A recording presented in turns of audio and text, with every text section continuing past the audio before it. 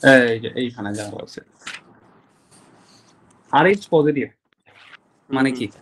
আরবিসিতে antigen কি আছে? RH আছে? বুঝি নাই। আর এইচ পজিটিভ মানে? আরবিসির মেমব্রেনে অ্যান্টিজেন আছে, RH অ্যান্টিজেনটা আছে, এই জন্য RH পজিটিভ। হ্যাঁ হ্যাঁ হ্যাঁ আছে পজিটিভ। প্লাজমাতে অ্যান্টিবডি আছে, ঠিক আছে?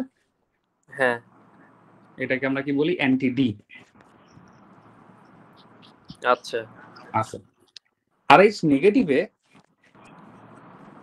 এইখানে অ্যান্টিজেন নাই, তাই না? আরবিসিতে না প্লাজমাতেও নাই, প্লাজমাতে ওদের কোনো অ্যান্টিবডি থাকে না, হ্যাঁ বুঝছো? হ্যাঁ হ্যাঁ একটা মা, এই যে একটা মা ধরো, এই মাটা কি করলো, এই যে ওনার বাচ্চা, এটা হচ্ছে RH পজিটিভ আর উনি হ্যাঁ RH নেগেটিভ। তাহলে উনার ব্লাডে কোনো অ্যান্টিজেনও নাই, কোনো অ্যান্টিবডিও নাই। আচ্ছা বাচ্চাটা RH পজিটিভ।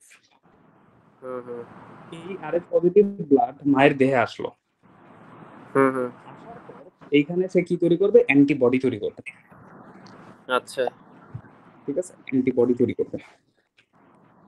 তাহলে এই মাটা এখন কি হয়ে গেল? সেন্সিটাইজ।